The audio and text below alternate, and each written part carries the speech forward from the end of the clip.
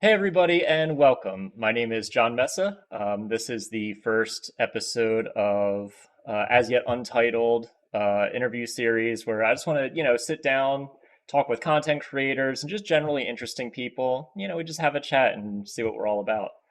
Joining me today is someone I've actually known for a little while now, Achilles. Thank you for joining us today. No problem. Thanks for having me. Very honored to be the first guest on your new series. Mhm. And you say a little while. I think it's been over a decade, or at least very Yeah, close to that, since the give or first take. time that we met and hung out. So it's Mhm. been a good hot minute. Yeah, no, I met you probably when we were in high school and, just watching, Yeah. where you've come so far, just from where you started to where you're at now, it's been, inspiring and, I'm really happy to have you here. Thank you very much. Happy to be here. Cool. So for the folks at home that might not know who you are, just give us like a quick rundown of like who you are and generally what you do. So I'm Achilios is my gamer ID, I guess I go by, or my caster name. I'm an esports commentator. I've been working since 2012, and I'm based in Seoul, South Korea since 2016. I used to work on the LCK out here, which is the League of Legends Championship for Korea, as well as currently I'm doing Valorant as well as Overwatch. Very cool. Where did the name Achilles come from? I could on my shelf, but it was actually from a Diablo novel Ah, because I'm a big nerd, and almost all of these books back here are. I mean, there's a couple actual works of art, but some Nelson DeMille and Michael Crichton and Stephen King and that kind of stuff, and most of them are just World of Warcraft and Diablo novels. mhm. Because I used to be really big into reading those because I'm a bit of a lore nerd with pretty much any game that I get into. If it has a deep lore, I really latch on to that.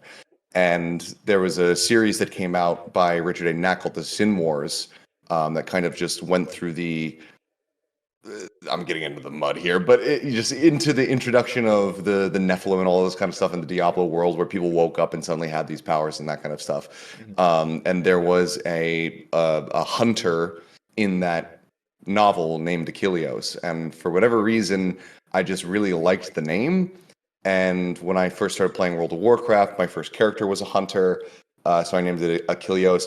Ended up hating hunters, so I re-rolled to a rogue, which is what I've mained for the last close to 20 years, or how, yeah, it's almost been 20 years since World of Warcraft came out. Mhm. And but I like the name enough to keep that, even though I changed the class. So it just kind of came from that, and then just stuck because it wasn't a name that I saw really anybody else using, and I don't know, I had a nice like comfort with that because I love those books. Very cool. So you've been a Blizzard guy for a long time with, WoW and Diablo and, now Yeah. you're working for them, which has to be like kind of crazy if you could like go back and tell yourself 10 years ago that you would be in the position you're in now. Yeah, I mean, if I told myself anything about my career and just life now, I think I would lose my mind. But the Blizzard thing was definitely a big part of that. I think the first PC game I ever played was probably Diablo 2, after Lords of Destruction come out. I was just over at a friend's house when I was really, really young, and they were having a Christmas party, and I just happened to be on their PC because they're just like, whatever, the kids can do whatever they want. Mhm. And I didn't know what it was. I clicked on Diablo and I started playing it. No idea what I was doing, but I was like, oh, I want to keep playing this. And I couldn't convince my mother to buy it, so I convinced my best friend's mother, who was a little bit more relaxed about M-rated games and that sort of stuff, to buy Mhm. it for me for my birthday. And then from there, my mom basically didn't really even know that was the thing that had happened. So that was kind of my first uh, foray into playing Blizzard games, and I just really loved Diablo 2. So that then I was like, okay, well, what else does this company have? And then I discovered Warcraft 3, which then became one of my favorite games and kind of laid paved the road for me getting into World of Warcraft and loving the lore and the story and all of that sort of stuff. So it's been a very long time since I first encountered Blizzard, and yeah, I think the first time that I started getting to work on Blizzard titles, which was with Overwatch, it was super exciting because I mean I was at BlizzCon when that game was announced, um, and I immediately just was like, okay, this is a game that I want to start doing because it looks so damn cool. And when I finally got the opportunity to do it, and then started getting better and better at casting it, and then had the opportunity to then go on to join the Overwatch League, it was very much a I mean, I was probably 6 when I played Diablo 2, so a 6-year-old me's dream. But at the age of 25 or 24, however old I was. Hmm. It's so funny with it feels like Blizzard games specifically, you're always introduced to them like through someone else. Like for me it was StarCraft over like my cousin's house. They had BattleNet and the like PvE servers where you would just like, Horde Rush come in and you had to build bases and I was like this is so cool, man. So it's funny how it almost feels like organic the way, Blizzard kind of like blew up like that just because of how everyone gets introduced to it through friends or family and things like that. So how did you end up like starting with commentary? Because it doesn't feel like something that you wouldn't just like fill out a job application and send that in and get picked for it. So how did you like kind of Sure. get the ball rolling on everything? That I owe a lot in part to a good friend of mine, Andrew Campbell, who used to be an esports commentator, who went by the name of Zayori, and he was really big in the Heroes of New Earth scene back when that was still very fresh and new and everything. And League of Legends was actually the game that was kind of on the come up and really breaking into the wide, just gamer popularity scene, I suppose. So he had been in Heroes of New Earth, and I didn't know him until I was going to PAX East in Boston with a group of friends who he happened to be, mutual friends of his. So we ended up just sitting in a car together, driving up to Boston from, South Jersey, which is about 4.5, 5 hours. And we just, got to talking about everything. And upon asking, like, what he does, he's like, well, I'm a college student, but this is what I want to do. And this is what I have been doing for a while. And I was like, oh, that's sick. I love all of the casters in League of Legends and blah, blah, blah, blah, blah. And he told me, pretty honestly, he's like, well, Heroes of New Earth is dying and I'm looking for a new game. So he's like, I think you have a good voice for casting. How about I teach you how to cast, you teach me League of Legends, and then we'll figure something out, and I'll try to get us some gigs and we can cast together.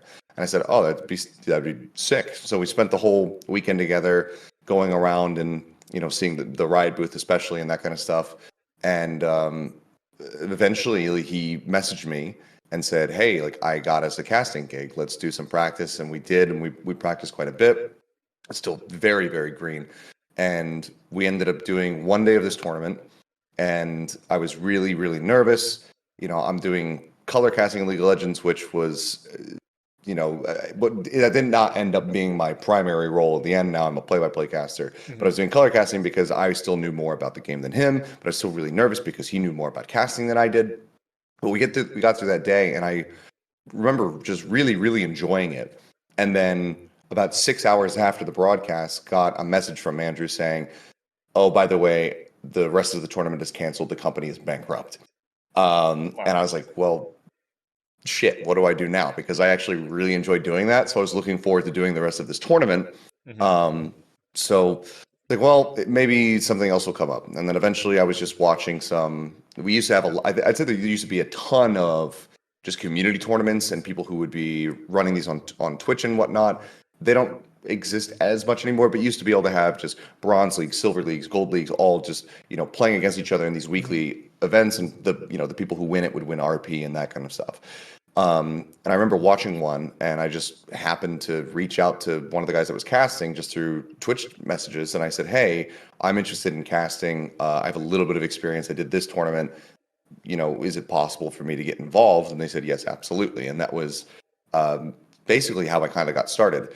And from there, it was very much hobby work. It was something that I did when I wasn't in college, when I wasn't working my just retail job and everything.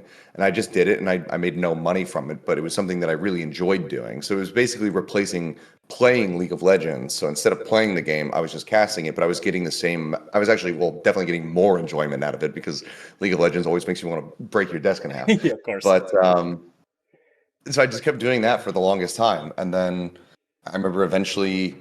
I think my first paid gig was there was a LAN center in Fort Lee, Jersey, all the way up right outside of New York City. They were looking for a caster to come in because they were doing a tournament. And I went up there and I said, I'm a caster. I'd love to do it. Ended up doing it. There were server issues. We ended up casting for like 13 consecutive hours. It was actually tragically awful. Jeez. And in the end, they said, okay, you were a trooper. I know that we didn't originally offer you money for this, but we feel like we have to pay you after everything you went through. And that was the first time I ever got paid for casting. And from there, it was just, more of that, just gig stuff, making my name bigger and becoming more and more known and doing things where I was getting paid, $10 a game, $20 a game, that kind of stuff, until eventually getting asked to do, my first international tournaments and then the move to Korea. Hmm. So it's been a Very cool. long, arduous Yeah. process, but worth it in the end by far. Well, I think that it just goes to show with like how passionate you are and where you got that. Enjoying the journey there is really what's going to get you to these kind of positions in the first place, where you're not going to jump into worlds. You're not going to jump into like Overwatch League finals or something. Like you start and you make connections and you kind of go from there. And I think stories like that are great for, there's a lot of people out there who want to be involved in esports and specifically like the on camera personality type. And, just them hearing that, like, everyone starts somewhere and you work your way up, I think that's great to hear for a lot of people. No, So, it is. I mean, it's something that it requires passion. I think that anybody who thinks about it in the sense of like, oh, that seems like a good job, mhm, like it's not. I mean, like I don't consider what I do a job. yeah, The old adage of you never work a day in your life if you love what you do. Like that fully lives up for this career, but it also takes that passion to be able to stick through with it, to be able to make it to a point where it's sustainable and it is like your sole source of income and that sort of thing, because there's a ton of hardship along the way. So like if the passion isn't there, then it's if you don't have that passion, then it's definitely not the kind of career for the average person. absolutely. So you've done a lot of different games with like League of Legends, Valorant, Overwatch. I saw you did a little bit of PUBG as well. Um, Yeah. you know, do you have like a particular favorite moment or like a moment in your career where you were casting and you're like, this is, like this is incredible. Like something special is happening right now and like I'm a part of it. I mean, it feels like more and more, especially now that the COVID era is starting to go away and we're back in live venues with live audiences and that sort of thing, that those moments just keep cropping up. I definitely have far too many to list. I'd Mhm. say, um, just to rack off a couple off the top of my head, I always say these two in particular, but Shanghai Dragons getting their first ever match victory in the Overwatch League was such a huge moment, and then later having it be nominated for like an ESPN award was just kind of like a nice cherry on top. It was like, okay, well, I was a part of that, so that's neat. Mhm. Um, Overwatch Apex Season 3 at OGN, when we did our grand final, we did an outdoor final, which is still the only outdoor event that I have worked in my career. And it was just thousands of people around Lotte Tower, which is, fourth or fifth tallest building in the world, just great scenic views, these fantastic drone shots and everything like that. And one of the craziest matches that we've ever had, a best of 7 that ended up having 9 maps played. Like that was a super sick one. Runaway getting their first victory in Contender Season 2 of Overwatch, after years and years of just always being second place in the grand final, was super sick. And then I'd say more recently, getting to work in both the Kia Forum, um, for Valorant Champions with an English speaking audience, like kind of listening to me. Because most of the time, since I cast in Asia, anytime I'm casting, like the audience is not hearing me because they wouldn't understand what the hell I'm saying. Right. So I'm so used to my not being able to really get like a crowd reaction, but Mhm. being able to be in a very historic venue in Los Angeles and have Valorant champions go up along the wall, because they paint the interior wall where they bring all the stage equipment and sound equipment in, like the loading dock, and having Valorant champions written on there alongside the likes of like Queen, Richard Pryor, like all of these legendary people who have performed in there, is super sick. And then the most recent one is the Red Bull Homeground event, which is just an off-season tournament. It was only a 3-day thing, but we were the first esports event in the Ryogoku Gokukikan sumo wrestling arena in Japan, which is Wow. a place that has been a sumo wrestling rings for 114 years. And it's super difficult to get anything that isn't a traditional sport, especially like a physical combat sport, hosted in that venue. Mhm. And the fact that we were basically able to bring esports into that venue for the very first time was super awesome because there's so much history.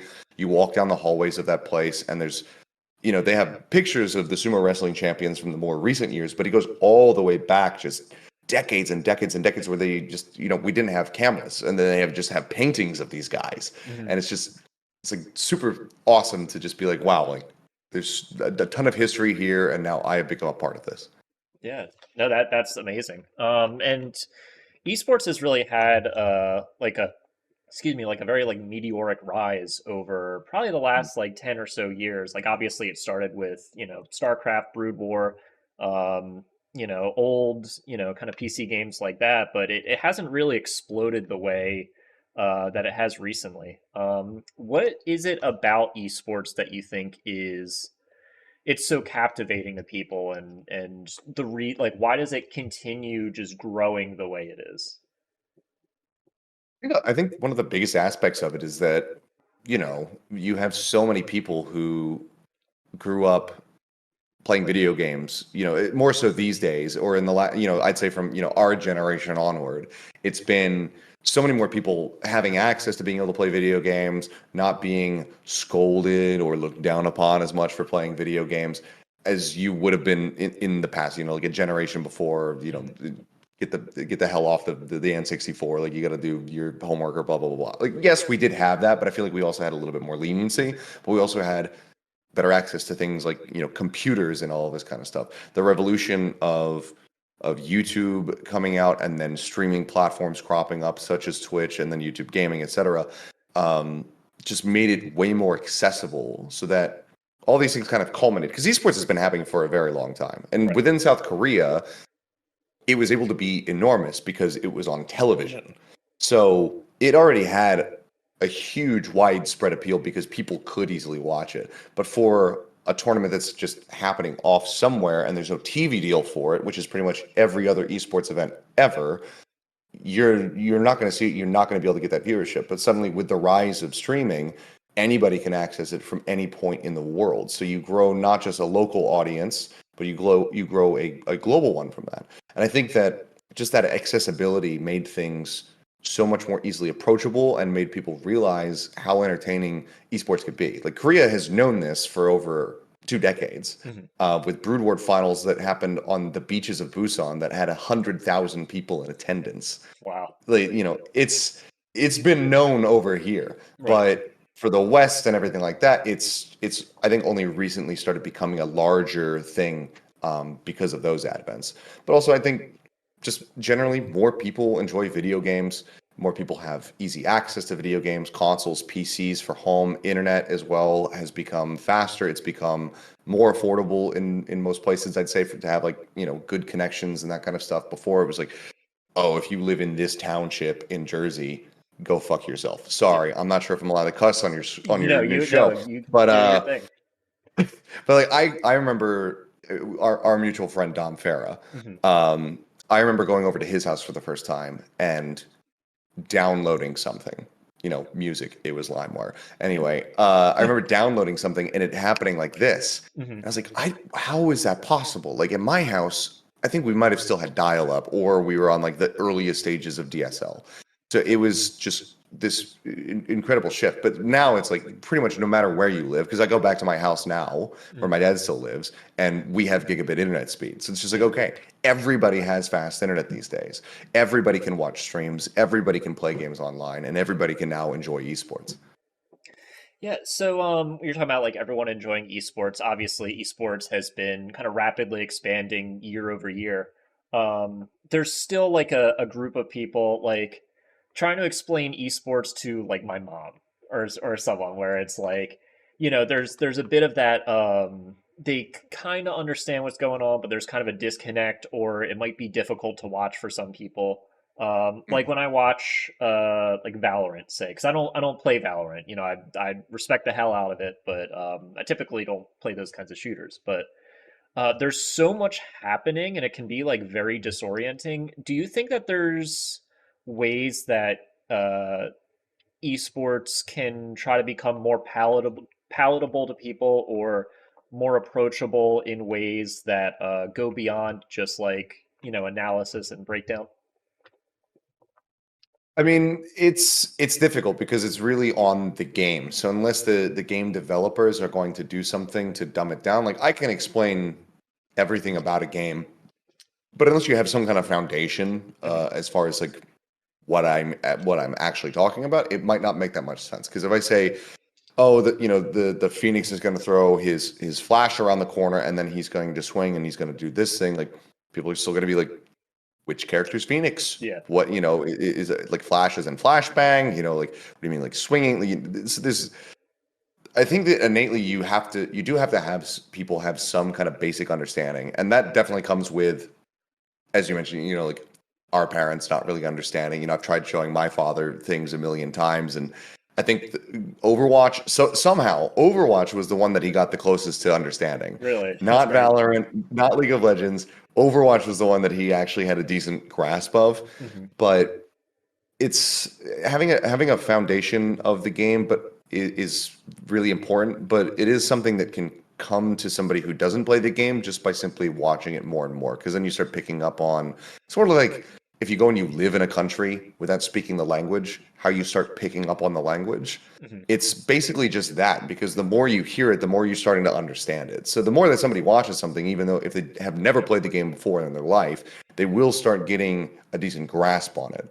um, but as far as making that easier, it's a really tough question, because I think the only way to really make that easier with a game is to just make the game simpler. Hmm. And for a game like Valorant, for games like Overwatch, League of Legends, especially, now however many characters they have in that one, over 150, I'm sure by this point, um, if not more. I'm probably actually lowballing that. Hmm. Um, it's really tough. And I remember when I was doing Overwatch League in 2019, my first season, we had a deal with we were on Twitch, but then we also had a deal with ABC and Disney XD. And when we were on ABC, they kept asking us like, okay, try to explain what things mean, try to slow things down, dumb things down, don't use the very known verbiage. Try to use something that a layman would understand, so that more people can try to understand the game. Hmm. And I refuse to do that, because I'm like, this isn't my audience, and it's not my job to educate these people. Yeah.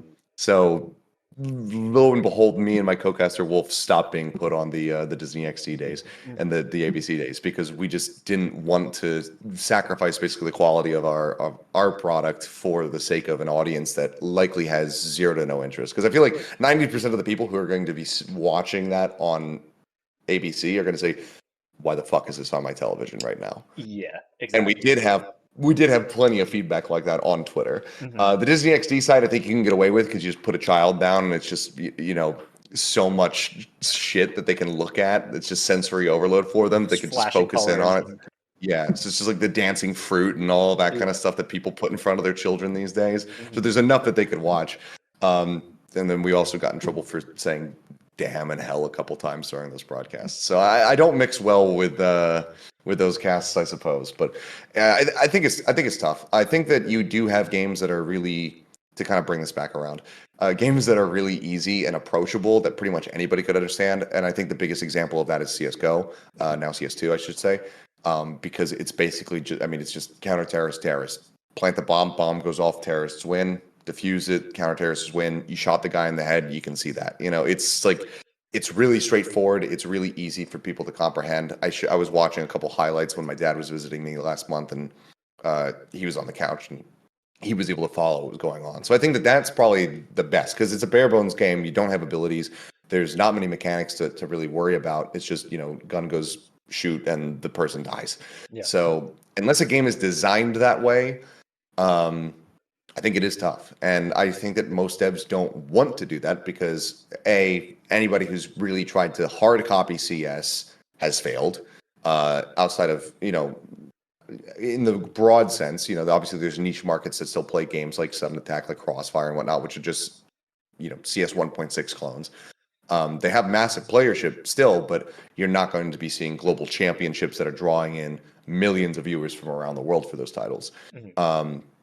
So and it's basically a death sentence to try to copy CS2, and most devs want to have their game stand out. They want to have unique aspects to them, and any unique aspect you add to a title is just going to further kind of bog it down for somebody who isn't familiar with it. Yeah. And I think it's a hard line to balance because like I play fighting games. I really enjoy fighting games, and Sure. there's been a push over the last 5, even 10 years, let's say, to simplify them, make them more approachable, for newcomers, because that's the only way these sorts of things really grow. Especially because fighting games are trying to break into the mainstream esports and become these globally recognized things. But with that accessibility, you risk losing your kind of core audience, and that's definitely been a lot of the discourse surrounding those. So it's like you said, it's not a really easy answer. And talking about stuff that you said is like kind of naturally uh, you look at it and you understand it. I always point to Rocket League because Rocket League is just soccer with cars. You see them flying around Yes. and doing crazy stuff, but at the end of the day, you know what a goal is. You know what a save Yes. is. You can see like a crazy thing happening. And I think that's part of the reason why Rocket League has like really just, exploded in terms of, esports popularity. Um, I agree. I, yeah. I, I do have to say I got in trouble for this because I got interviewed at the Al Finals by the Score Esports, and Hmm. they asked me what I thought the lowest IQ esport is. Hmm. And I told them Rocket League.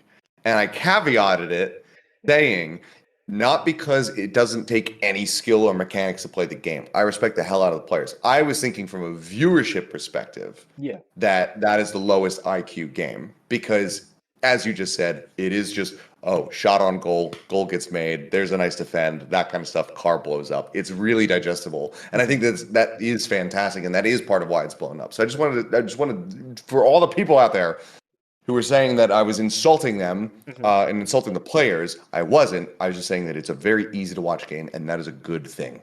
I agree. No, we'll clip that response. We'll blast it everywhere. We'll try to Tweet that at the score. clean your name up. Um, with Rocket League and things like that, are there any esports that you're really into that you don't currently commentate? Oh, I mean, sure, there's plenty. I mean, I'm not unlike you. Like, I'm not a huge player of fighting games, but I do Hmm. really enjoy watching them. I watch Evo, or at least, I mean, it's at ass hours for me, so I always try to catch at least like the top eight of each game at Evo. Hmm. But I have plenty of friends who are very competitive in melee and current Smash, whatever it's called. I forget these days. Smash Ultimate, is that the one? Yeah, yeah. Um, Even though Nintendo is trying to but even put the kibosh on that, weirdly enough. mm, well, Tekken, and then of course I have tons of friends who are, as well as myself actually, that are looking forward to Project L, which is going to be coming out from Riot, God Yeah. knows when, because that one actually does seem like a potentially approachable fighting game. Hmm. Like low barrier of entry, but really high skill ceiling is kind of what I've been hearing about it. So I'm looking forward to seeing how that one's going to pan out. But I feel like I would really suck at casting fighting games because I'm so behind the curve. I don't know the history of a ton of players. Project L would probably be my best ever chance to get into that one. Hmm. But I'd say that my number one bucket list game is CS2, just because I used to play CS Source in like the Cal leagues and everything like that back in the day. Like that was when I first started going to my old LAN cafe. I started competing in CS Source. Um, Played the ever loving hell out of CS:GO and was trying to push rank in that. But I always followed it as an esport, and I have tons of friends that are casters in that scene. And being able to work alongside that group, who I've never actually worked with, I've worked the same events as them, but obviously not on the same title. I think that that would be really, really fun. So that's probably like my number one thing that I would pick. Hmm. But we'll see what happens. You know, maybe CS2. Maybe it can happen sometime. Yeah, never say never. And you're still young. You're still doing your thing. So you've got a lot of years of esports ahead of you. Hopefully. Um, That would be good. yeah. I want to ask just about like you a little bit. What kind of stuff do you enjoy doing when you're not like casting? Obviously, that takes up a lot of your time. But what sort of like hobbies do you have?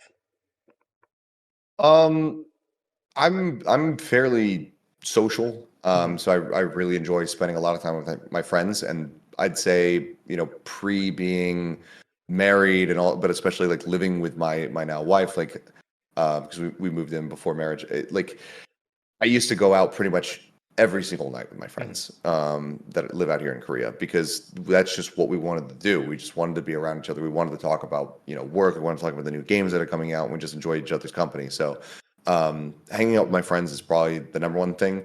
But also, I mean, playing video games. I play video games all the damn time. If I'm half the time, if I'm not seeing my friends in real life, I'm probably playing video games with them, from my house. I mean, even right now, I finally got them back together to play all the new stuff with Valheim because we played it Nice. when it first came out, but then we never got to go back and do the Mistlands update and all that kind of stuff. So we finally just started up on that just 2 3 days ago. Hmm. Um, so yeah, I mean, I'm constantly playing games, but if I'm not with them and if I'm not with them in person, I'm not playing games with them. I'm of course spending time with my wife. That sounds fun. So we like to just do minor trips. We finally got a car out here this year, so we're Nice. doing some minor trips and exploring different parts of the countryside and beach sides of Korea that we've both never been to. So those are probably I guess my three main things. Yeah, but I honestly I would prefer to just be working almost all of the time, and that's Hmm. nothing. That's nothing against my friends, nothing against my wife, certainly. But I do enjoy my job so much that I start going a bit stir crazy when I'm sat at home during an off season and I have nothing to do because I look forward to going to the studio. Hmm. Yeah, well, it just speaks to your passion and how you got here in the first place. Obviously, Korea is a very long way from New Jersey. What's your Hmm. favorite part about living in Korea? I, I mean, there's a ton of different things, and it's hard to pick one. I mean, the overall living here is just fantastic. Um, learning the language, at least like reading it overall, is like not difficult at all, and anybody can learn how to read the language very quickly. And I think getting basics down for being able to live here is also very simple. The Koreans usually just, if you are struggling to speak to them in Korean, as long as you know the things that make you come off as just being a polite person or like an apologetic person, um, it goes such a long way. When people come over and they just refuse to try to do anything in Korean, they refuse to try to be polite and say things like "감사합니다," which is just thank you, or "주세요," which is like please give this to me, and people just say like give me a drink rather than oh like beer 주세요. Hmm. That goes so far with them culturally. The people are great. They're patient. They are respectful. Um, there's like no crime. It's like one of the safest countries out there. That's great. Um, it's the kind of place where if you're out at a busy restaurant or a bar or something, you can leave your phone or your wallet sitting there on the table and go to the bathroom and not have to be concerned about it Hmm. because no one is going to do that because that's dishonorable, that's disrespectful, you know. So they just won't try to mess with your stuff, which is just also insane. Cost of living is obviously great, but probably the biggest thing is the food because good lord. Everyone always talks about Korean barbecue. That's like the esports dinner. That's all I ate when I lived in LA in 2015, working for Hmm. Team Liquid. Every night, it was everybody wants to go to Korean barbecue. Let me tell you, after living here, Korean barbecue is still delicious. It is still top tier food, but there are so many other just incredible dishes that you will very rarely find in the States that you can really only try, at least in like a really authentic way, out here in Korea. And I would not trade any of those away because they're all so good. Hmm. No, that all sounds amazing, man, and it's really cool that you were saying that like as long as you make the effort to integrate, then they'll treat you with kindness and respect because it's got to be hard, making that transition into like, a brand new culture where you don't even speak the language really, and so it has to be kind of like daunting at first until you're kind of in the swing of things. Yeah, it very much was. But luckily, I had a good support group when I moved out here. Plenty of friends that I were, well, people who then became friends. It was my initially just coworkers and everything like that. But when I came over, they were very patient with just helping me get acclimated, getting me an apartment, getting me a phone plan, a bank account, all of this kind of stuff. So it is definitely difficult trying to do all that stuff on your own. It is possible, and again, like as long as you're respectful, then. Um, if you're trying to open up a bank account, which is a very complicated process in Korea, if you're respectful to the bank clerk, they will sit with you for 4 hours to make sure that you can open up your bank account. Luckily, I didn't have to do that. I did have a solid, just kind of safety net of friends around me to help me get acclimated. But I think after I got out here, I knew pretty quickly after that I didn't want to leave and that I Mhm. wanted this to kind of just become home, and it has. Awesome. I'm really glad to hear that. I guess my last major question before we do some like just fun rapid fire stuff. If you weren't doing esports casting right now, what do you think you would be doing in like another universe, let's say? Mm. I think the safest answer is probably just what I was doing immediately before I got offered to move here, which is doing like videography and editing and just Hmm. general content creation for esports orgs. So that was kind of like my first major job, my first non-retail job, I guess, was I got moved over to Los Angeles to work for Team Liquid as a videographer. And I was doing hefty weeks of shooting everything, organizing footage, editing, color grading, the whole 9 yards. We were doing all of this, and it was just me and one other guy who I'm always eternally grateful for, Damian Estrada, for offering me that job. And I think I would probably still be doing that, hopefully working slightly better hours, but Hmm. maybe being like a more of a producer role. Um, I always enjoyed filming. That was always one of my favorite parts about that job, but the editing I could do without. So, uh, ideally, if I wasn't casting, I would be producing esports content videos, filming them myself, and doing no editing whatsoever. Yeah, so you just can't even imagine a world where you're not like involved some way within like the esports industry. At this point, no. I think it's taken over my life. I think Mhm. aside from that, like I don't know, maybe if I truly like just lost everything and if I had to not do anything involved in gaming, not anything involved in esports, because then that takes away streaming. I'd probably be maybe tutoring English or something out in Korea. That's probably the would be the next big step for me. But Mhm. um, even then, who knows? Yeah, no, that's all awesome, man. Yeah, so that's all the major stuff. Just want to fire just a few fun, rapid fire questions at you. You don't have to think Right. too hard about them, but just a nice way to end things. Um, what's your favorite movie? Shaun of the Dead. Shaun of the Dead. Very good choice. Favorite comfort food? Favorite comfort food? It's called Haejanguk, and it means hangover soup. It's a Korean soup. Oh, is that do they use like certain kind of meats in that, or is that like a vegetable soup?